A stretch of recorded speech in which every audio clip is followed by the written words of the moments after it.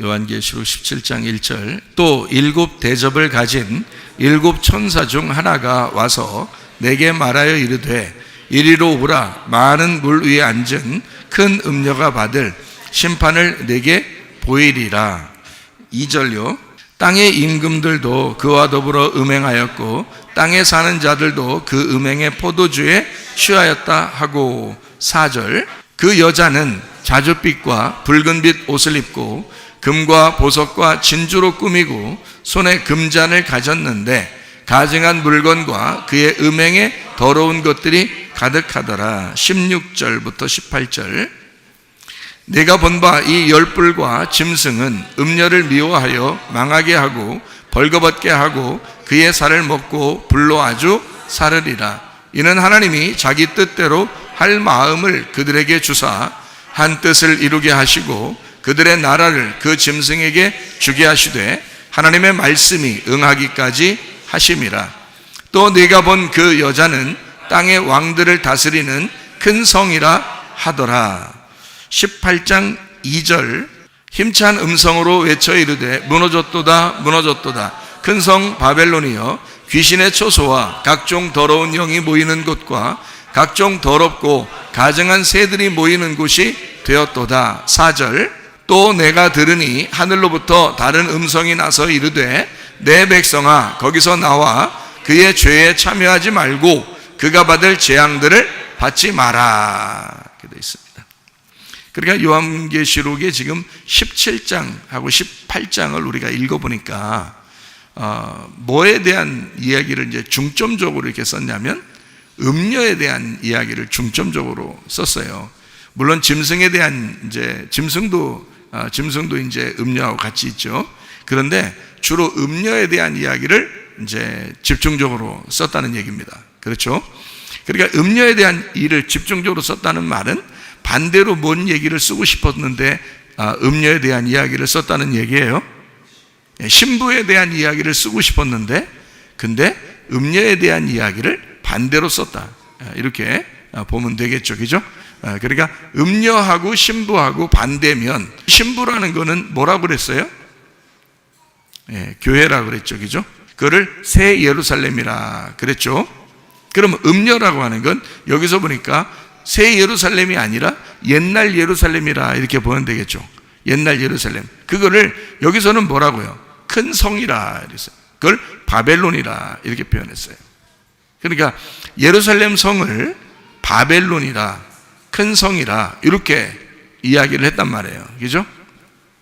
그러니까 새 예루살렘하고 옛날 예루살렘이라고 하는 게 있다. 이렇게 나누어서 있다라고 하는 거고 음녀를 옛날 예루살렘이라고 하면서 옛날 바벨론이다. 그리고 큰 성이라 이렇게 표현을 했다고요. 예루살렘이 뭐 큰 성이죠. 그런데 이거를 바벨론이라는 큰 성이다. 이렇게 표현을 해요. 그러니까 성경은 다른 나라를 얘기하는 게 아니고 사실은 예루살렘에 대한 이야기를 하는 거예요. 예루살렘에 대한 이야기를 하는데 새로운 것과 옛날 것을 나누어서 이야기하는 것이다 이 말이죠. 그러니까 우리가 이제 여기서 좀 이해해야 될 문제가 있어요. 음녀하면은 같이 나오는 게 뭐예요? 짐승하고 같이 나와요. 신부하면은 같이 나오는 게 뭐가 나와요? 어린 양하고 같이 나와요. 그렇죠? 요한계시록에 보면 그렇죠? 그럼 음녀는 짐승하고 같이 나오고 신부는 어린 양이 같이 나와요. 그러면 우리가 이제 어린 양부터 한번 볼게요. 신부라고 하는 게 나올 때 그 어린 양이 어디에 있다고 그래요? 둘이 따로 있다고 그래요? 아니면 같이 있다고 그래요? 같이 있다고 그래요. 그럼 어디에 있다고 그래? 신부 안에 있다고 그러지. 신부가 신랑 안에 있다고 하지 않고 신랑이라는 어린 양이 신부 안에 있다고 그러잖아요. 그렇죠? 그러니까 요거를 이제 우리가 잘 생각해 봐요. 신랑이라는 어린 양이 신부 안에 있다 이렇게 보면 음녀도 마찬가지가 되겠죠. 짐승이 어디에 있어야 된다는 거예요. 음녀 안에 있어야 된다는 거죠. 그러면은 자 봐요. 음녀라고 하는 게 이제 큰 성이고 바벨론이고 요걸 이제 뭐 옛날 예루살렘이고 이렇게 표현했어요. 그러면 이쪽 신부도 마찬가지예요. 새로운 예루살렘, 또 이제 이 신부가 이제 교회 이런 걸 이제 의미하는 거예요. 그러면은 그 교회가 교회로서 역할을 감당하려면 뭐가 그 속에 들어가야 돼요? 어린 양이 들어가야 돼요. 어린 양이라는 십자가 예수님이 그 안에 들어가셔야 돼요. 그게 없으면 자기가 혼자 다 살아서 막 움직이겠죠. 교회 왔지만 다 자기 자존심이 있고 자기 교만이 있고 뭐 욕심도 있고 승질 내고 뭐 이러잖아요. 그럼 그런 것들이 그냥 혼자 드러나면 안 되죠. 이건 교회가 아니죠. 그런 건 교회가 아니죠. 교회라면 어린 양이 그 속에 들어가 있어야 되죠. 어린 양이 그 속에 들어가 있으면 이 신부라는 교회가 이제 자기가 자기를 나타내는 게 아니라 신부라는 교회는 새로운 사람이니까 새로운 사람의 모습이 나타나야 된다는 거죠. 그래야 신부가 되는 거예요. 하늘의 생명, 하늘의 삶이 나타난다. 이거를 이제 신부가 됐다. 그래서 새로운 거란 말이에요. 그럼 옛날 거는요, 원래 내가 태어날 때부터 가지고 있었던 걸 얘기하는 거잖아요. 그럼 그 옛날 거라고 하는 걸 음녀라고 그러고 그걸 옛날 예루살렘이라고 그러고 큰 성 바벨론이라. 그 바벨론은 바벨의 예배를 드리는 사람들의 모습이란 얘기예요. 그죠? 그게 바벨론이다. 옛날 예루살렘이다. 이렇게 표현하는 거거든요. 그럼 그 안에 음녀 안에는 짐승이 들어있고 신부 안에는 어린 양 예수가 들어있어요. 이게 이제 특징이에요. 그렇죠? 근데 둘이 하나야. 같이 있는데 어린 양이 그 속에 들어있단 말이에요. 신부 안에. 음녀와 짐승은 하나인데 같은 거예요. 그러니까 이게 지금 어린 양과 신부를 같이 노니까 여러분이 이해를 할 수 있게 하려고 지금 제가 이렇게 보여주는 거예요. 짐승하고 음녀가 하나다라고 하는 것을 얘기해 주잖아요. 어린 양과 신부가 하나다라고 하는 것을 볼 때 짐승과 음녀가 하나다 이렇게 이야기를 하는 거죠. 그러니까 이 두 개가 하나일 때는 음녀가 짐승 안에 들어가 있는 게 아니고 짐승이 음녀 안에 들어가 있어야 맞다는 얘기예요. 왜냐하면 여기 보니까 신부 안에 어린 양이 들어가 있는 걸 보니까 그렇죠? 예, 신부 안에 어린 양이 들어가 있으니까.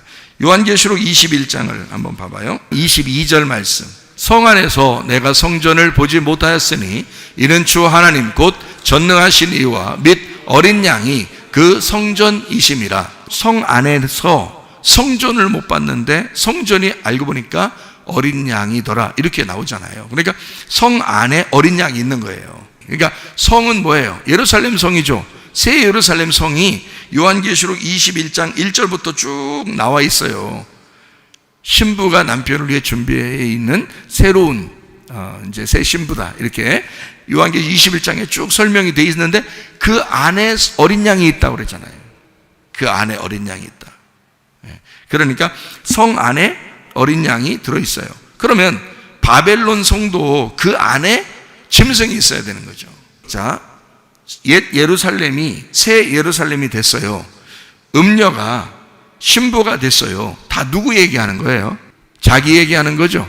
그러니까 자기 얘기하는데 음녀 속에는 뭐 들어있다고요? 짐승이 들어있다고요. 신부 속에는 누가 들어있다고요? 어린 양이 들어있다고요. 그러면 음녀가 신부 되는 게 다 내 얘기인데 내가 음녀였다가 내가 신부가 되는 얘기인데 그럼 내 음녀 되었을 땐 누가 들어있다고요? 짐승이 들어있다고요. 신부가 될 때는 누가 들어있다고요? 어린 양이 들어있다고요. 그렇죠? 그러면은 음녀가 돼 있을 때나 신부가 돼 있을 때도 내 얘기인데 내 속에 뭐가 들어있었을 때는 음녀예요. 짐승이 들어있으면 음녀고 내 속에 어린 양이 들어있으면 신부가 되는 거예요. 자, 짐승이 잡아먹어요? 어린 양이 잡아먹어요? 짐승이 잡아먹죠.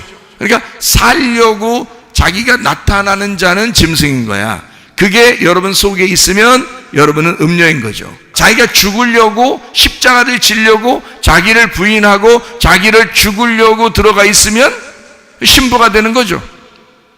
그러니까 자기가 죽으려고 그러면 신부 되는 거고요.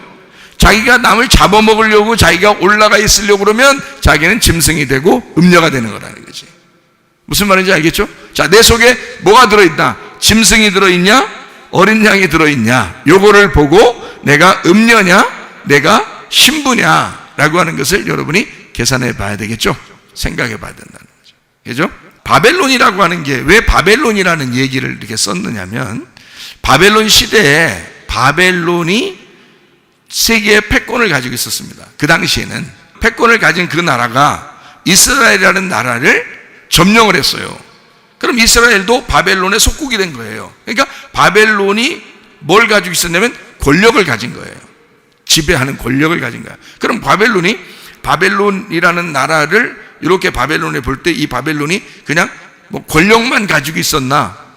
그런 게 아니죠. 바벨론이 가장 경제적으로 뛰어난 재물을 가지고 있었단 말이에요. 바벨론이요. 그런가 하면 바벨론이라는 나라가 모든 종교를 통합한 그 종교적인 나라였어요. 그러니까 성경에 보면, 구약에 보면 그 이스라엘과 같은 대치되고 반대되는 나라들이 있죠. 성경에 보면 그런 나라들이 여러 나오는데, 그 중에서 바벨론이라고 하는 나라는 이스라엘과 대치할 때 뭐를 대표적으로 뭐를 설명하려고 나온 나라냐면, 바벨론은 권력이라는 정치를 대표적으로 나오려고 등장한 나라가 바벨론이에요. 그리고 그 바벨론은 뭐가 가장 강했던 나라냐면 재물이라는 경제와 종교라고 하는 우상숭배가 아주 강했던 나라예요. 그러니까 이제 성경에 바벨론만 나오는 게 아니라 다른 나라들도 막 있죠. 다른 나라들도 있는데 그 나라들이 두로라는 나라 아시죠? 두로를 성경에서는 사탄으로 표현을 하려고 그래요. 사탄으로. 근데 이 사탄으로 표현하려고 하는 이 두로라는 나라가 어떠냐면 네 부강함이 아주 많았다는 거예요. 너의 화려함, 너의 그 부강함, 이게 굉장히 많았다. 뭘 의미하냐면 경제를 의미하는 거예요. 애굽이라는 나라가 있죠. 여러분, 이스라엘에 어떤 대치되는 애굽이라는 나라가 있어요.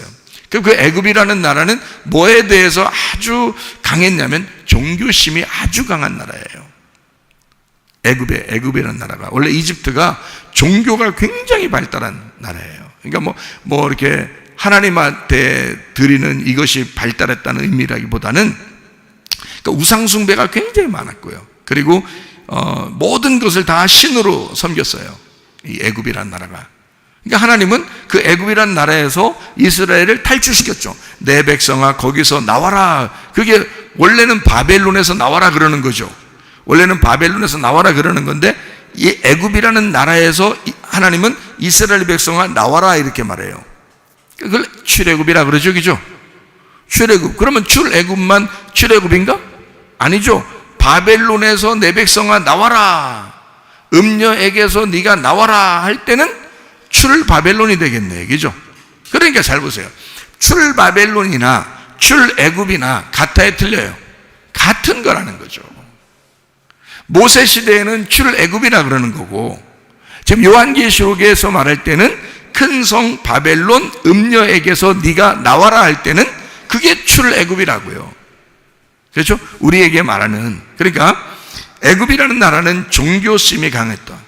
두로라는 나라는 경제가 아주 부강했다. 이 두 개를 합친 정치가 나타났는데 그게 바로 바벨론이다.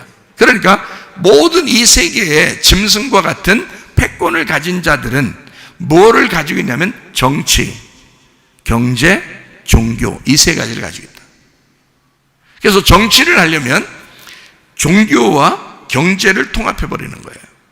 그 힘을 가지고 있어야 정치가 되는 거거든요. 경제 따로, 종교 따로, 정치가 따로 한다 그러면 그들이 말을 듣나요? 돈을 가진 사람들이 말 듣겠어요? 종교를 가진 자들이 그 정치를 말 듣겠어요? 안 듣죠. 그러니까 종교와 경제를 통합해버리는 거, 꽉 잡아버리는 거죠. 그래서 권력을 가진 자가, 정치가 이거를 경제와 종교를 꽉 잡아놓는 거예요. 그러면 큰 권력을 갖게 되죠. 그 나라가 대표적으로 구약의 바벨론이었다는 거죠. 그 바벨론이라는 나라를 대표적으로 이 성경 요한계시록 17장에는 그 바벨론을 뭐라고 표현하냐면 음녀라고 표현하는 거예요. 그러면 바벨론을 음녀라고 표현한 거예요? 음녀를 바벨론으로 표현한 거예요? 둘 다 맞아요. 구약에서는 바벨론을 음녀로 표현한 거고 요한계시록에서는 음녀를 바벨론으로 표현한 거예요. 근데 그 바벨론은 뭘 가지고 있다고요? 정치 권력을 가지고 있는데 경제와 종교를 통합한 힘을 가지고 있더라. 그게 짐승이라는 걸 탄 음녀의 모습이라는 거예요. 그러니까 신부하고 반대되는 음녀의 모습은 정치, 경제, 종교가 하나가 된, 특별히 돈을 좋아하는 자들이다. 그렇게 예수님도 돈을 좋아하는 자들에 대해서 뭐라고 얘기했죠? 돈을 좋아하는 자들 누구라겠어요? 바리새인들 모르죠? 바리새인, 너희들은 돈을 좋아하는 자들이라. 바리새인들은 돈을 좋아하는 자들이다. 이렇게 얘기를 하잖아요, 그죠? 그래서 그들의 신은, 바리새인들 그들의 신은 돈이었어요. 예수님은 자기 아버지를 신으로 믿고 따라온 자고 순종하는 자고, 바리새인은 돈을 신으로 믿는 자들이라. 그래서 예수님은 돈 신을 따를래 아니면 하나님 아버지를 따를래, 이렇게 두 개가, 주인이 이렇게 두 개가 될 수는 없는 것이다. 하나님을 믿는다고 하면서 돈 신을 따라갈 수는 없다라고 예수님이 분명히 말씀하시죠. 하나를 포기해야 된다. 아니, 하나를 포기하지 말고 합쳐라, 둘이를. 그래서 돈도 하나님 것이라고 해라. 그럼 이렇게 어둠이라는 돈을 하나님이라는 빛으로 덮어서 사용해라. 이런 이제 말씀이거든요. 둘이가 두 개의 주인을 믿지 말고 너희가 하나의 주인을 믿으면 된다. 하나님이라는 하나의 주인을 믿으면 그 돈도 하나님 것이라고 인정하게 된다. 그렇게 사용하면 된다. 이런 얘기거든요. 근데 다 자기 건 줄 알죠, 뭐. 그럼 이제 신이 두 개가 되는 거죠. 이 땅에서는 자기 신이 돈이 되니까요. 모두 다 돈 좋아하잖아요, 사람들이. 신이거든요, 그게. 정치, 종교, 경제, 이 세상에 권력을 가진 모든 정치인들 다 뭐 때문에 그래요? 돈 때문에 하는 거예요. 거의 다 돈 때문에 하는 거예요. 그리고 다른 거 막 공의롭고 뭐 좀 정치적으로 깨끗하게 하려고 하는 사람은 돈을 좋아하는 사람들에 의해서 다 무너져 버립니다. 이 세상은 돈이 지배하기 때문에 그래요. 그게 신이니까. 그거를 누가 가장 좋아했느냐? 구약 성경의 나라는 바벨론이라는 나라예요. 그 나라가 옛날 예루살렘이라. 그러니까 옛날 예루살렘의 종교를 가진 바리새인들이나 유대인들은 사실 그 사람들도 돈을 좋아했던 거죠. 그러니까 똑같은 행동들이잖아요. 그러니까 과거로부터 지금까지 돈이라고 하는 것이 나타날 때부터 지금까지 모든 게 돈이 다 신이 되는 거예요. 그죠? 그래서 음녀는 특별히 돈을 좋아하는 자들이다. 이렇게 보면 딱 맞는 거죠. 신부는 하나님을 좋아하는 자. 그죠? 그러니까 돈을 좋아하는 사람은 음녀, 하나님을 좋아하는 사람은 신부, 이렇게 되는 거죠. 이게 금방 구분이 되잖아요, 그죠? 그러니까 우리는 하나님을 선택하셔야지 마지막 때 돼서 멸망하는 사람이 그걸 잘못 선택하는 거예요. 잘못 선택하면 줄을 잘못 쓴 거야. 마지막 가서 왜 잘못 잡냐 이거야. 평생에 주님 믿는다고, 예수님 믿는다고 따라와 놓고 잘못 선택하는 거예요. 하나님 선택하셔야지. 여러분이 그냥 아멘 아멘 한다고 되는 게 아니고 마음으로 진짜 그런 사람이 돼야 되는 거예요. 그런 사람이 되어야 된다. 그래서 천국은 가는 게 아니라겠죠. 그죠? 천국은 가는 게 아니야. 천국은 임하는 거예요, 우리한테. 우리에게 임하는 거라고. 그러니까 임하면 어떻게 돼? 그런 사람이 돼버리는 거예요. 그 사람이. 그러니까 천국이 임해서 그 사람이 되면 여기서 천국을 사는 거예요. 그게 우리 지금 죽을 때까지의 인생이라고요. 죽고 나서는요, 그건 네가 알 바가 아니라고요. 여기서 천국을 사는 사람이 반드시 천국을 간단 말이에요. 그 사람이. 그 나라 뻔할 뻔짜 안 해요? 여기서 천국을 살고 있는 사람이 뻔할 뻔짜 죽으면 천국 가는 거죠. 아이고 목사님, 그럼 나는 돈도 별로 없고 나 힘들고 슬프고 괴로워요. 그럼 이렇게 지옥 살다가 그래도 나중에 예수 믿고 있으니까 죽을 때는 천국 가지 않겠습니까? 여러분, 여기서 지옥 사는 사람이 어떻게 천국 갑니까? 예수님이 이 안에 들어오셨다면 천국이 들어오는 건데, 네가 아파도, 네가 돈이 없어도, 네가 괴로워도 사실 천국은 있어야 될 거 아니냐 이거야. 네 속에. 그렇잖아요? 네 속에 하나님은 계셔야 되지 않겠냐? 네 속에 말씀, 천국이라는 게 있어야 되지 않겠냐 이거예요. 그러면 이 땅에서 왜 지옥 사는 사람이 어떻게 천국 가요? 말도 안 되지. 그러니까 천국이 여기에 임했으면 천국이 되는 거예요. 그럼 죽고 난 다음에 천국 가는 거? 그건 우리 알 바 아니에요. 그냥 자동적으로 간다니까요. 여기서 천국이 된 사람은 그냥 가는 거예요. 하나님의 아들이 된 사람은 하나님의 아들이 천국이잖아요. 그런데 여기서 하나님의 아들이 안 되고 천국을 가려고만 한다고 사람들이. 그건 아니죠.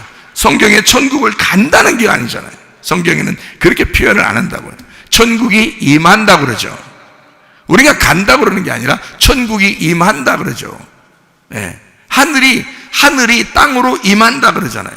천국이라는 예수님이 우리에게 임하신다 이러잖아요.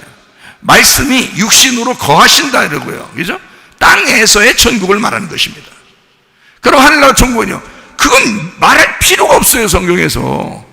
여기에 천국 된, 말씀 된 사람이 그냥 천국이니까 죽으면 그 사람들이 천국인 거예요. 그게 신부고. 근데 여기서는 말씀이 안 되고, 돈도 좋아하고, 음녀같이 살면서 슬프고, 괴롭고, 고통스럽고, 원망하고, 짜증나고, 화내고, 막 이렇게 음란하고, 거짓말하고, 이렇게 살다가, 그래도 천국은 가가지고 교회 다녔으니까, 또 이런 교회 다녔으니까, 복음을 잘 그래도 전달해주는 그런 교회 다녔으니까 천국은 가겠지라고 생각한다고요. 그건 아니라 그랬죠. 그렇게 구원할 것 같으면 모두 구원하셨어야 되는 거라고요. 그런 면에서 10분의 1도 천국을 누리기 어렵다, 이렇게 얘기하는 것입니다. 10분의 1도 천국을 누리기는 어렵다. 그러므로 여러분과 저는 진짜 천국을 누리려면 이 땅에서 말씀이 여러분에게 임하셔야 되고, 그 말씀이라는 천국이 진짜 여러분에게 행복을 주셨어야 되는 거예요. 행복하셔야 된다고. 말씀 때문에 행복하셔야 된다 이 말이에요. 그게 천국이니까, 그게 하나님이니까, 그게 어린 양이니까. 이해가 되시겠어요? 천국은 우리가 가는 게 아니라 천국이 임하는 거예요. 천국이 임해서 여기서 천국을 살고 있어야 천국을 가는 거예요. 예. 그러니까 천국 가는 건 죽을 때밖에 없어요. 여러분 착각하지 마세요. 천국 간다 뭐 계속 무슨 얘기하는데, 성경은요 그 나라에 간 얘기를 쓰는 게 아니에요. 그 나라 가서 거기 사는 문제를 여기다 뭐하러 써놔요? 성경에다가 생각을 해보시라고. 여러분이 그 나라에 가서 사는 문제는 여기다 안 써놔도 돼. 가서 살면 되는 거니까. 죽고 나서 살면 되잖아요, 그죠? 근데 여기서는 이 성경책을 꼭 써놔야 돼요. 여기서 천국을 살아야 되니까. 죽을 때까지의 우리의 삶을 하나님이 책임지셔야 되니까. 여러분의 이 삶을 천국으로 인도하셔야 되니까, 주님이. 그래서 여기에 삶에서 필요하기 때문에 쓰는 거예요. 이거를 저 나라에 대한 이야기를 쓰는 게 아니라고요. 성경책은 이 땅에서의 이야기를 쓰는 거라. 그래서 이 땅에서 말씀이 임하셔야 되고, 이 땅에서 천국이 임하셔야 되고, 이 땅에서 예수님이 여러분 속에서 주인 되셔야 된다는 거지. 예, 무슨 말인지 아시겠죠? 그래서 신부 안에는 어린 양이 들어가 있다, 음녀 안에는 짐승이 들어가 있다. 여러분이 짐승 같은 생각을 하게 되면 음녀인 거예요. 무슨 말인지 아시죠? 예, 짐승 같은 생각하면. 근데 어린 양 같은 생각을 하면 우리는 신부가 되는 거예요. 어린 양 같은 생각을 하면 신부가 될 수 있어요. 그러니까 이게 뭐냐면 짐승과 어린 양 이렇게 나누어져 있잖아요. 그 짐승이라고 하는 건 누가 이제 힘을 줬다 그래요? 짐승을 요한계시록 13장에 1절에 보니까 바다에서 짐승이 나와요, 그죠? 근데 그 13장, 요한계시록 13장에 쭉 얘기하는 그 짐승에서 나온 걸 이렇게 쭉 설명하면서 누가 힘을 준다 그래요? 용이 힘을 준다 그러죠, 그죠? 용은 뭐라 그랬죠? 마귀, 옅뱀, 사탄이라 그랬죠? 예, 그러니까 용이라는 마귀, 옅뱀, 사탄이 힘을 줘가지고 바다에 짐승이 나오고, 그 다음에 바다의 짐승에게서 땅의 짐승이 또 나오고요. 그 땅의 짐승에게서 우상이 나온다고요. 예, 그러면 이게 다 지금 누구에게서부터 받은 거라고요?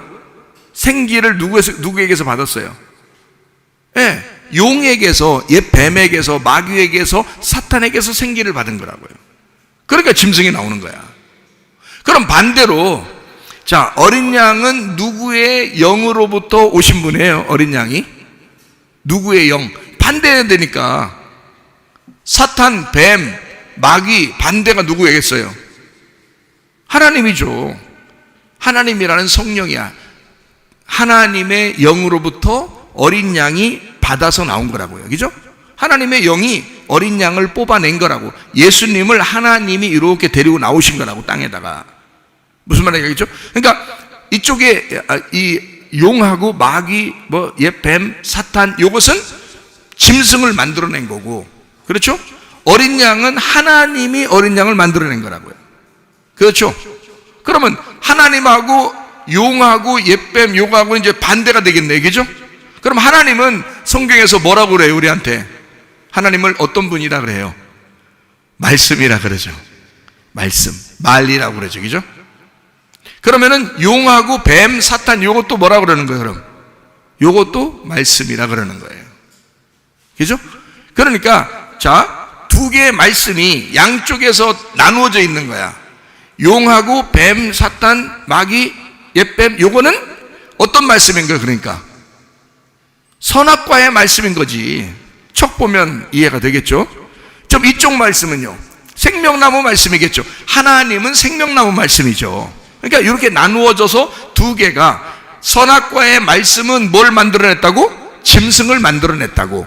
이쪽 생명나무의 말씀은 뭘 만들어냈다고? 어린 양을 만들어냈다고. 그 어린 양으로부터 신부가 나오는 거고, 그죠? 그리고 짐승으로부터 음녀가 나오는 거란 말이에요.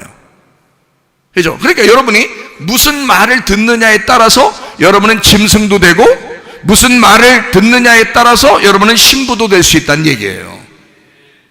그러니까 여러분이 생명나무의 말씀을 들으면 여러분은 안 되고 싶어도 신부가 되는 거고요.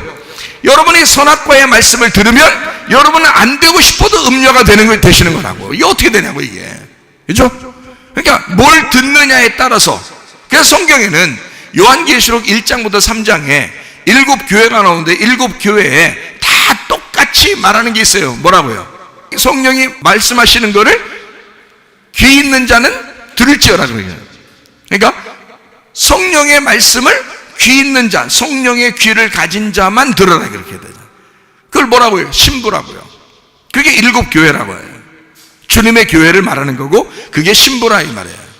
그럼 그 신부라고 하는 것은 성령의 말씀을 듣는 자라는 얘기죠. 그러면 성령과 반대되는 영이 있어. 그게 뭐라고요? 악령, 귀신이란 말이죠. 그럼 악령, 귀신의 말을 듣는 자가 있을 거 아니에요. 그게 짐승이고, 그걸 통해서 음녀가 나온다는 거지. 무슨 말인지 알겠죠? 예, 그러니까 이게 다 뭐의 전쟁이냐면 말의 전쟁이에요. 말씀의 전쟁. 그거를 성경은 영적 전쟁이라 그렇게 말하는 거예요. 왜 영적 전쟁이라 하면 말이 영이고 생명이니까 그런 거예요. 말이 영이고 생명이. 반대로 말하면 말이 영이고 사망을 가져올 수 있는 거예요. 그러니까 똑같은 말을 가지고 영이 되고 생명을 가져오는 말이 있고, 똑같은 말을 가지고 영인데 사망을 가져오는 말이 있다는 거예요. 자, 무슨 말인지 이게 나눠진 거 아시겠죠? 그죠? 그러니까 왜 자꾸 우리가 짐승 음녀를 얘기하고 왜 어린 양과 신부를 자꾸 얘기하느냐면 요한계시록은 그게 핵심이니까 그런 거예요. 그걸로 마지막을 정리하는 거죠. 이게 요한계시록의 마지막 결론은 그 문제를 설명하는 거예요. 그 문제를 설명해서 여러분을 신부 만들어 새 예루살렘이 되게 하는 거거든요. 그러면 이 땅에서 천국이 되게 만들려고 한 것이고, 이 땅에서 새 교회가 되게 만들려고 한 것이고, 이 땅에서 새 사람을 만들려고 한 것이라 그 말입니다. 그게 성경이라는 거예요.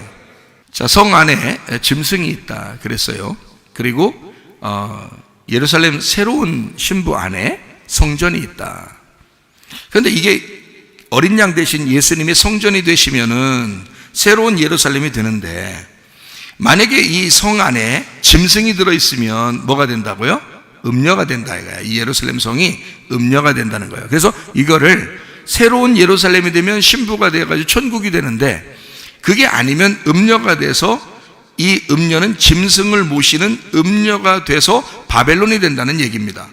자, 요한계시록을 우리가 보면서 앞에 있는 내용까지 다 이해가 되도록 그렇게 만드는 내용인데요.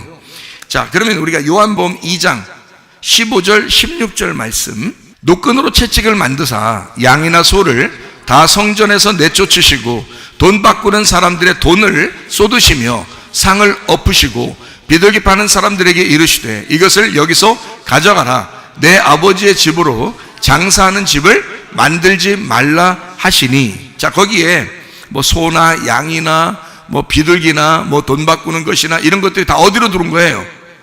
성전 안으로 들어온 거예요. 성전 안으로 들어오니까 이것을 다 엎어버리는 겁니다. 예수님이. 그렇죠? 다 엎어버려요. 그러면 이 성전이 이것으로 인하여 그 돈과 비둘기와 소와 양 뭐 이런 것들로 인하여 더러워졌다는 얘기예요. 성전이 더러워지니까 주님께서는 자기가 성전이니까 죽겠다 그러고, 그리고 그것이 죽음으로써 성전이 다 파괴된다는 얘기예요. 그죠? 예수님이 죽으시면서 이 성전이 다 파괴되고 자기는 다른 성전을 만들겠다는 겁니다. 그게 어떤 성전이면 성령의 성전을 만들겠다는 거예요. 성령의 전을 만드니까 새로운 성령의 전이니까 성령은 그 속에 있는 주인이고 전은 우리의 몸이 되겠죠. 그죠? 신부가 되겠고요. 그러니까 성령이 들어가 있는 성전이 새로운 것이 된다는 얘기예요. 그러니까 그 전에는 뭐가 됐다? 짐승이 들어가 있는 바벨론 성이었단 말이에요.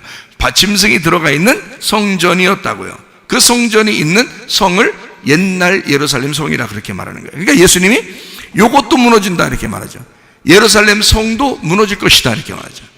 마태복음 24장에 다 나와 있는 얘기죠.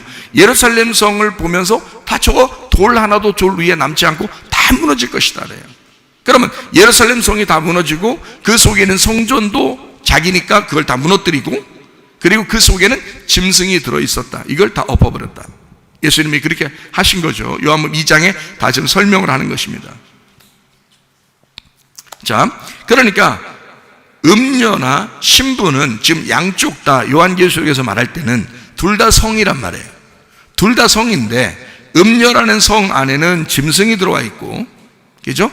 그러면 이게 뭐가 되는? 예루살렘 성도 그 성전 안에 짐승이 들어와 있었다. 예수님은 그걸 얘기하는 거죠, 그죠?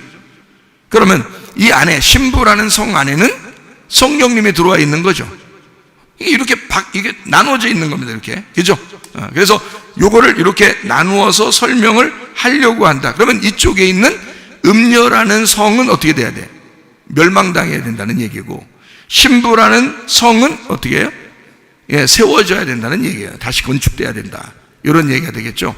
그래서 옛날 그 성을 무너뜨려야 되기 때문에 멸망시켜야 된다 하는 거를 성경에는 어떤 성이 무너진다라고 표현을 하냐면 바벨론 성이 무너진다라고 표현하는 거예요. 그래서 음녀를 바벨론이라고 한 거야. 그러면 구약에 있는 곳에서도 바벨론이라는 게 나오겠죠. 그럼 그 바벨론이 다 무너져야 된다. 그 바벨론은 어떻게 유명하고 금은 보화가 있고 뭐가 있고 음녀가 음녀의 그 음란한 포도주 잔을 마시면서 이렇게 다른 사람들을 유혹하고 이렇게 했다, 이런 게 다 나와요. 구약에서도. 에스겔서 27장에 나와 있는 얘기예요. 예레미야 50장 51장에 나와 있는 얘기입니다. 이사야 47장에 나와 있는 얘기예요. 이게 음녀라는 바벨론에 대한 이야기예요. 그게 요한계시록에 지금 16장, 17장, 18장에 다 나와 있는 얘기예요. 이 음녀가. 그러니까 음녀는 바벨론에 대한 이야기였고, 바벨론이 곧 옛날 예루살렘에 대한 이야기였다. 그러면 그것은 누구를 얘기하는 것이다? 이 땅에서 태어난 나를 이야기하는 것이다. 그러니 내 속에 하나님의 성전이 더럽혀지면 음녀가 되는 것이고요, 짐승이 들어와 있는 거고, 이 속에 하나님의 어린 양 되신 예수님이 들어와서 신랑이 되시면 거룩해지는 거야. 그거를 성령이라 그렇게 표현하는 거예요. 성령의 전이다.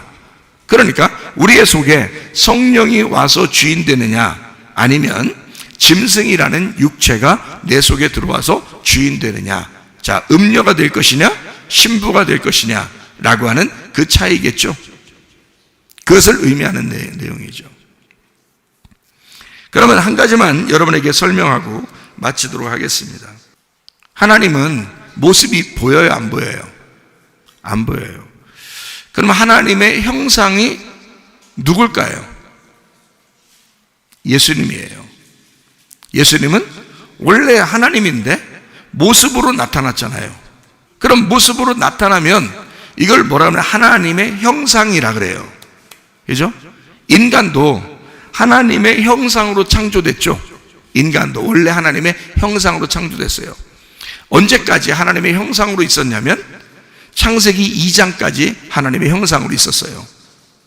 그런데 창세기 3장이 돼서 하나님의 형상이 이제는 누구를 모시게 됐냐면 짐승을 모시게 된 거예요. 뱀의 말을 모시게 된 거예요. 뱀의 말을 따르게 된 거예요. 선악과를 먹게 된 거예요. 그래서 그때부터는 하나님의 형상이 아니라 짐승의 형상으로 바뀌게 된 겁니다. 그렇죠? 짐승의 형상으로. 그래서 하나님도 창세기 3장에 선악과를 먹은 이제 하나님의 백성들을, 아담과 하와를 가죽옷을 입혀서 내보내게 된다고요. 그죠? 가죽옷이라는 게 뭐라고요? 알몸이라고 그랬죠. 알몸으로 내보낸다. 이렇게 되는 거거든요. 그래서 그 가죽을, 동물의 가죽을 알몸이라 그래요, 원래. 동물들은 다른 옷을 입은 게 아니고 그 알몸이라고요, 그게. 그 자체가. 그죠? 우리도 이 알몸을 가지고 있잖아요.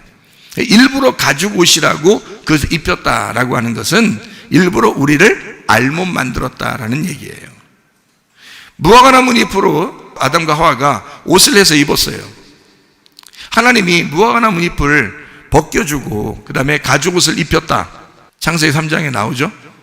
무화과 나무 잎으로 옷을 해 입었는데 하나님이 나타나셔서 가죽 옷을 입혀주는 거예요. 무화과 나무 잎 치마를 벗겨준다는 말이 나와야 되는데 안 나온다고요. 이 무화과 나무 잎으로 생긴 그 치마를 벗겨주고 하나님이 가죽 옷을 입혀주었다. 이렇게 하면 뭐 이해가 되죠. 그러면 이제 우리가 생각할 때 이렇게 봐야 되죠. 무화과 나무 잎으로 사람들이 옷을 해 입었더니 그게 속옷이고 가죽 옷이 겉옷인가 보다. 이렇게 이제 생각을 하게 되겠죠. 그건 우리 생각이죠. 그건 전적으로 여러분 그냥 생각한 거죠. 상상을 한 거죠. 성경을 뭐 상상으로 씁니까? 그런 거 아니죠. 그러니까 무화과 나무 잎으로 치마를 해 입었는데 하나님이 그것을 벗겨주셨다. 그리고 가죽 옷을 입혀주셨다 라고 이야기하는 것은, 여러분은 그 말이 성경에 없지만 무화과 나무 잎으로 입은 옷을 벗겼다라는 말이 없어요. 그런데 여기서 그 잎으로, 무화과 나무 잎으로 옷을 입은 것을 벗겨주셨다라고 하는 말이 가죽 옷을 입혀주셨다는 말에 같이 들어있는 거라고요. 왜 그러냐면 가죽 옷을 입혔다라는 말은 뭐를 입혔다는 뜻이라고요? 알몸을 입혔다는 뜻이니까 알몸을 다시 만들었다는 얘기예요. 알몸을 만들었다는 얘기는 네가 입은 것을 어떻게 했다는 거예요? 찢어 발겨버렸다는 뜻이에요. 네가 입은 것을 벗겼다 그 말이야. 그게 가죽 옷을 입혔다는 뜻이죠. 네가 입은 것을 벗기면 그게 가죽 옷을 입힌 거야. 널 알몸 만든 거야 라는 얘기죠. 자, 다시 말해서 애굽에서 이스라엘 백성들이 생각하고 하나님을 믿고 있었던 그 종교심이 있었을 거 아닙니까? 그랬더니 하나님이 너희들이 믿는 것은 다 가짜야. 무화과 나무 잎으로 옷을 해 입었던 거야 해서 이 사람들을 출애굽시켜서 광야로 데리고 나오죠. 광야로 데리고 나와서는 한 개도 예배를 하게 해요, 안 해요? 안 해. 하나님이 다 주는 거야, 그냥 무조건. 자기들이 그걸 하나님한테 미안할 만큼 받아먹는 거예요. 매일마다 자기들이 반대해도 하여튼 원망해도 하나님이 계속 만나를 내려주시면서 입히고 먹이시고 신발도 헤어지지 않도록 만들어주는 거예요. 그러니까 애굽에서 있었던 너희의 종교심을 홍해바다를 건너 나오면서 벗겨내시고, 그리고 광야에서는 알몸으로 살게 만든단 말이에요. 그렇죠? 그리고 요단강을 건너서 무장을 하게 만들어, 그리고 가나안 땅에 들어가서 영적 전쟁을 하게 해줘. 그리고 땅을 차지하게 하고, 거기서는 만나를 내리지 않습니다. 가나안 땅에서는요. 자기들이 농사 지어서 만들어 먹으라고 그래요. 광야에서는 다 먹여져 벌거벗겨진 어린아이처럼 보고 하나님이 다 해주고요. 가나안 땅에 들어갈 때는 영적 성숙한 자를 만들어서 거기서 영적 전쟁을 통해 땅을 차지하도록 만들어요. 그리고 농사지어서 만들어 먹으라고 그럽니다. 자, 어떤 게 더 성숙하고 좋은 거예요? 가나안 땅에 들어간 것이 훨씬 성숙하고 좋은 것입니다. 힘든 건 어디가 더 힘들어요? 가나안 땅이 훨씬 더 힘든 것입니다. 왜냐하면 광야에서는 그냥 다 구름기둥, 불기둥으로 다 보호하시고 입히시고 먹이시거든요. 여러분, 광야는 아무것도 할 일이 없어요. 그렇게도 하나님은 우리를 사랑하시는데 가나안 땅에 들어가서 직접 너희들이 농사하고 직접 너희들이 전쟁에서 뺏고, 그거를 하나님은 성숙한 그리스도인이라고 말하는 것입니다. 무슨 말인지 알겠죠? 그러니까 무화과나무 잎으로 이렇게 옷을 해 입었는데 하나님은 가죽옷을 입혀줘. 무화과나무 잎으로 입은 옷을 벗기고 가죽옷을 입혀 너를 알몸으로 만들어 하나님의 태어난 자로 만들어버리는 거예요. 아무것도 스스로 할 수 없는 어린아이로 만들어버리는 거죠. 자, 하나님의 형상으로 만든 사람이 죄를 지었어요. 그랬더니 하나님이 그를 갖다가 다 미워하는 게 아니라 다시 처음으로 돌아가게 만들어 다시 알몸으로 만들어버린다. 창세기 2장까지는 하나님이 아담과 하와를 알몸으로 있었는데도 부끄럽지 않았어요. 선악과를 먹고 창세기 3장에부터 부끄러워지기 시작했거든요. 그전에는 부끄럽지 않았어요. 그러니까 다시 하나님은 알몸을 만들어서 쫓아내는 것입니다. 자, 어떻게 된 거예요? 에덴 동산 안에 있었던 알몸과 에덴 동산 밖으로 내보내지는 알몸이 있었다는 거죠. 이게 창세기 3장의 선악과를 먹은 상태의 모습이에요. 그러니까 에덴 동산에서 쫓겨나는, 그러니까 어떻게 한 거냐, 알몸이라는 의미가 뭐냐, 이런 말이에요. 자, 너희들은 내가 너희들을 만들 때의 하나님의 형상의 알몸과 너희들이 죄를 범하고 가지고 있는 알몸과는 다른 거죠. 차원이 다르다 이 말이에요. 자, 무슨 말이냐면 이렇게 되는 거예요. 원래 하나님이 만들 때의 알몸은 순수한 어린아이 같은 것입니다. 그렇죠? 어린아이 같은 거. 그래서 이 어린아이 같은 마음으로 있는 사람들을 에덴 동산 안으로 데리고 들어왔어요. 그리고 예배하게 만들었단 말이에요. 그랬더니 선악과를 먹어버렸네. 예배를 하라겠더니 선악과를 먹어버렸어요. 그런 예배가 아닌데, 생명나무만 먹는 예배인데 선악과를 먹은 예배를 드린 거예요. 그리고 하나님 앞에 어떻게든지 하나님과 같이 되려고 해본 거예요. 그러니까 하나님은 다시 여기서 알몸을 만들어 에덴 동산에서 벗어나게 만들어 버리는 거예요. 그러면 이 알몸은, 여기서의 알몸은 어떤 알몸이에요? 가죽옷인 거죠. 가죽옷. 어떤 가죽옷이에요? 짐승의 가죽옷인 거예요. 그러니까 짐승의 가죽옷을 입혀, 다시 말하면 알몸이라는 짐승의 가죽옷을 입혀 에덴 동산에서 내보냈다. 그러면 에덴 동산에서의 예배가 실패된 사람은 어떤 예배를 드리게 되어 있다는 거예요? 하나님께 나아가려고 하는, 하나님에게 쫓아가려고 하는 예배를 드릴 거라 이 말이에요. 에덴 동산 안에서의 예배는 어떤 예배를 드렸겠어요? 하나님이 그냥 찾아오시는 예배를 드렸다고요. 그런데 에덴 동산에서 벗어난 사람들의 알몸의 예배는 뭐냐? 어떻게든지 자기 옷을 입어 하나님에게 가보려고 하는, 하나님에게 뭔가 드리려고 하는 예배를 드린다 이 말이에요. 좀 다르죠? 그게 짐승이라는 얘기입니다. 그 짐승이 에덴 동산 밖에 살고 있으니까 예수님이 하나님의 형상으로 이 땅에 내려오신 거예요. 하나님의 형상으로 우리한테 찾아오신 거예요. 에덴 동산 밖으로 찾아오신 겁니다. 그죠? 그럼 우리를 어떻게 하려고요? 그냥 두려고 그러는 거예요. 우리를 그냥 두려고. 그리고 어떻게 한다는 거예요? 자기 죽겠다는 거예요. 자기가 죽으시면서 알몸인 자기로 죽는 거예요. 예수님은 알몸으로 죽으셨습니다, 여러분. 영화에서 보는 것처럼 이렇게 뭐 옷 입으시고 이런 거 없어요. 알몸으로 죽으셨어요. 그 모습을 보여준 겁니다. 가죽옷에 대한 모습, 그 죽음의 모습을 보여준 거예요, 예수님이. 그리고서 자기가 어떻게 해요? 에덴 동산을 다시 회복한 겁니다. 에덴 동산을. 그러니까 예배를 다시 회복한 거라 이 말이에요. 뭐가 와가지고요? 하나님의 형상이 와서. 자, 하나님의 형상이 창세기 3장에 실패하니까 예수님이라는 하나님의 형상이 와가지고 에덴 동산을 다시 회복했다. 이게 창세기부터 요한계시록까지의 내용이죠. 무슨 말인지 알겠어요? 그러면 요한계시록에 지금 뭐에 대한 이야기도 같이 나온다? 짐승에 대한 이야기도 나온다. 음료에 대한 이야기도 나온다. 그리고 짐승의 우상에 대한 이야기도 나온다 이거죠. 자, 우리는 지금 창세기부터 요한계시록까지 뭐를 줄곧 예수님이 오셔서 회복하려고 했다고요? 하나님의 형상을 회복하려고 했다고요. 자기는 하나님의 형상이에요. 그런데 인간들이 짐승의 형상으로 살고 있다고요. 그래서 하나님의 형상이 이 땅에 와가지고 하나님의 형상으로서 완성하고 말씀을, 그리고 다시 에덴 동산을 회복했다 이 말이에요. 그런데 사람들은 어떤 형상을 가지고 살고 있다고요? 짐승의 형상을 가지고 살고 있다고요. 그러니까 자 보세요.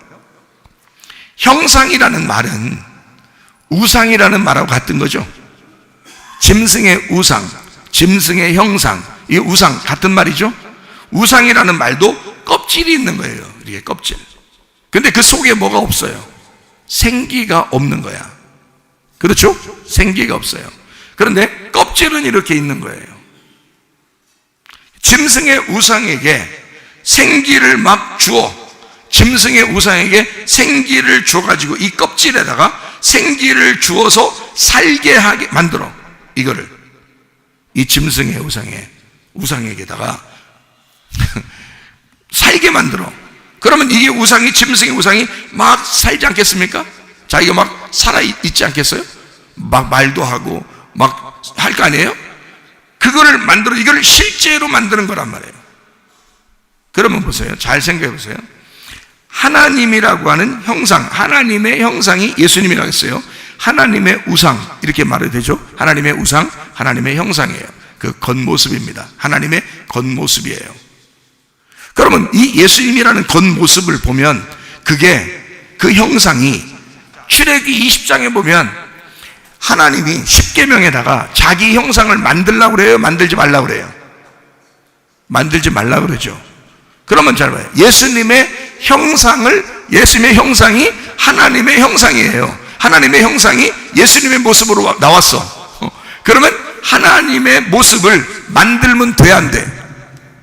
안 된다고 출애굽기 20장에 나와 있잖아, 십계명에. 그러면 예수님이 하나님의 형상인데, 하나님의 우상인데, 이 예수님은 어떻게 돼야 돼, 이거? 이런 우상은 만들면 돼, 안 돼? 안 되지. 이 우상은 죽어야 된단 말이에요. 근데 하나님의 형상이니까 이 예수님이 죽는 거죠. 여러분, 예수님이 어떨 때 보면, 이 땅에 우리가 교회 다니고 이렇게 예수님 믿다 보면 참 여러분이 생각할 때 예수님 옆에, 나 기도할 때 옆에 앉아 있었으면 참 좋겠다, 이런 생각도 들죠. 그럼 옆에다가 이렇게 얘기 좀 하면 다 들어줄 거니까. 근데 그럴 리가 있어요, 없어요? 없어요. 그렇게 되면 이상해요, 안 이상해요? 이상해지는 거예요. 그 어떤 사람, 본 사람이 있던데요? 맨날 봐요. 어쩌다 한 번 본 거예요. 어쩌다 한 번 본 거예요. 불쌍해서 한 번 형상으로 이렇게 보여진 거지. 만약에 진짜 그게, 그 형상이 진짜라면, 그게 가짜니까 그런 거지. 그게 진짜라면 계속 있어야지. 계속 보이고 계속 옆에서 얘기해 줘야지. 그렇게 따지면. 그렇죠? 근데 그렇게 돼? 안 돼. 안 되게 돼 있어요. 왜요? 형상은 이 세상에서 만들어지면 안 되기 때문입니다. 하나님의 형상도 만들어져 있으면 안 되는 거예요. 하나님의 형상이 누구라고? 예수님이라고. 그 예수님의 모습도 이 땅에 있으면 안 되는 거예요. 우리는 아쉽죠? 예수님이 여기 있으면서 막 부쩍부쩍 이렇게 막 동서남북으로 다니면서 우리한테 옆에 탁 앉아있다가 다 얘기도 하다가 또 저쪽 갔다가 또 얘기하다가, 예수님 믿는 사람들한테 다 이렇게 막 왔다 갔다 하면 좋겠죠. 근데 그렇게 하면 안 되는 거예요. 형상은 이 세상에서 껍질이에요. 하나님의 껍질은 벗겨져야지 진짜인 거예요.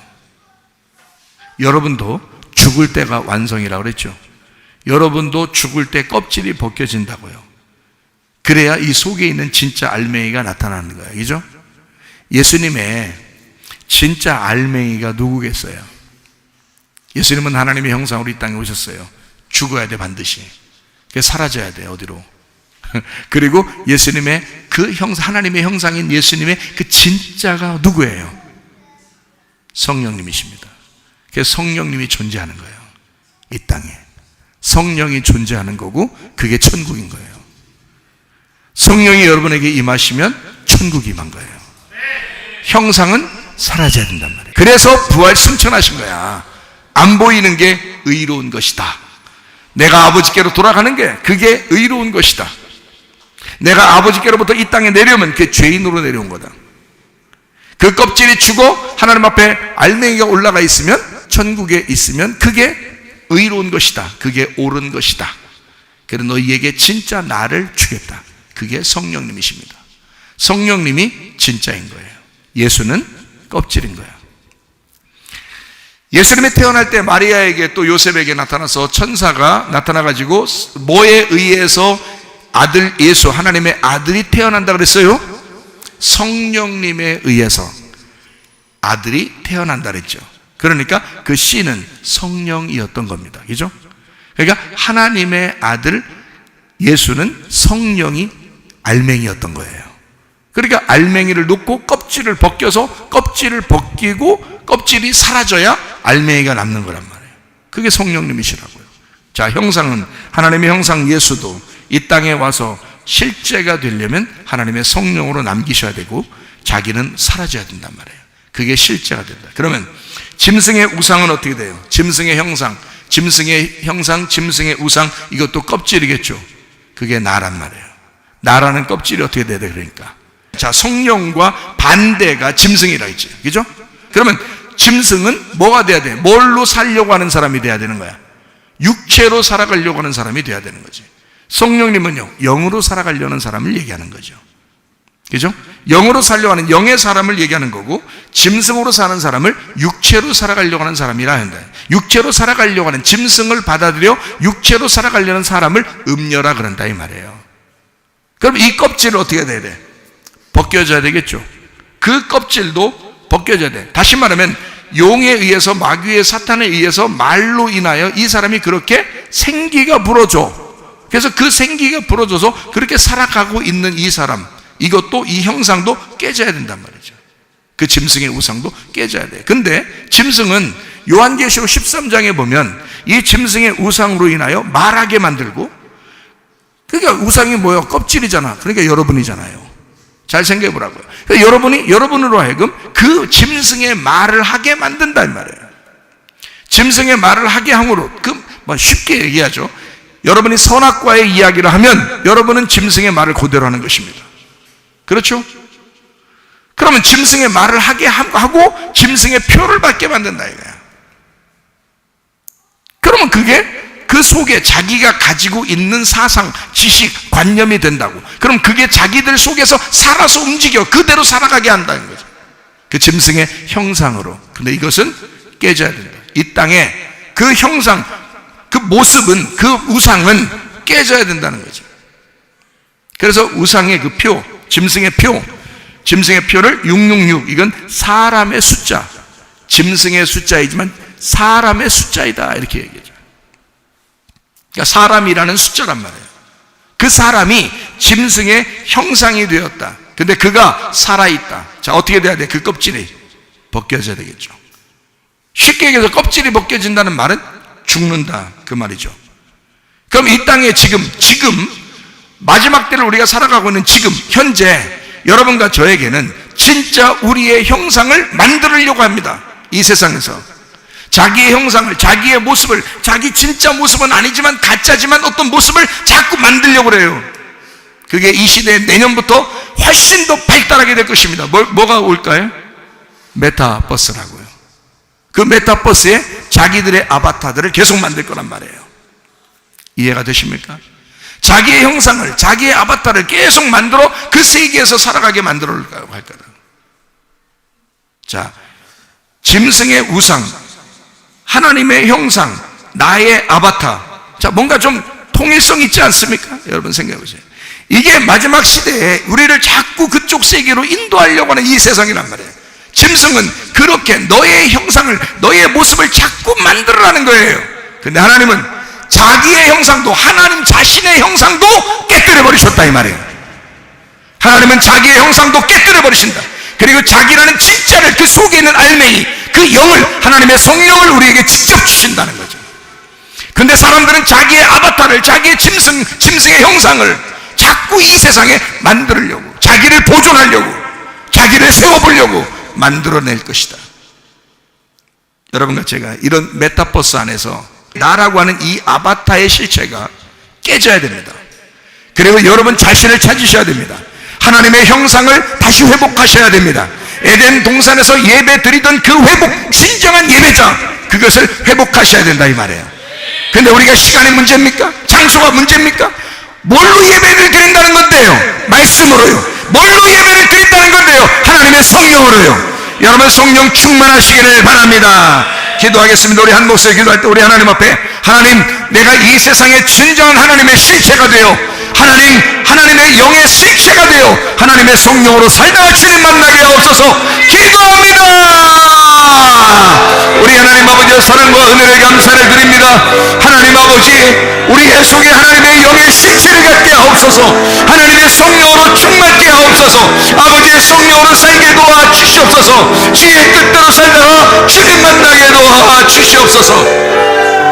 비염은 떠나갈지어다, 아토피 떠나갈지어다, 위장병 떠나갈지어다, 어지럼증 사라질지어다, 두통은 사라질지어다, 류마티스 관절은 떠나갈지어다, 어깨 통증 사라질지어다, 허리 디스크, 목 디스크 떠나갈지어다, 심장병 온전해질지어다, 각종 종양 암떨이 떠나갈지어다, 감기 몸살 온전해질지어다, 협착증 사라질지어다, 건소 피부 온전해질지어다, 이명은 사라질지어다, 자기면의 질환 온전해질지어다, 식도암 사라질지어다, 유리결석 떠나갈지어다, 전립선 온전해질지어다, 우울증 불면증 환자의 들어온 불안 초조 다 떠나갈지어다, 음란거짓 도출 미움 욕심형 다 떠나갈지어다.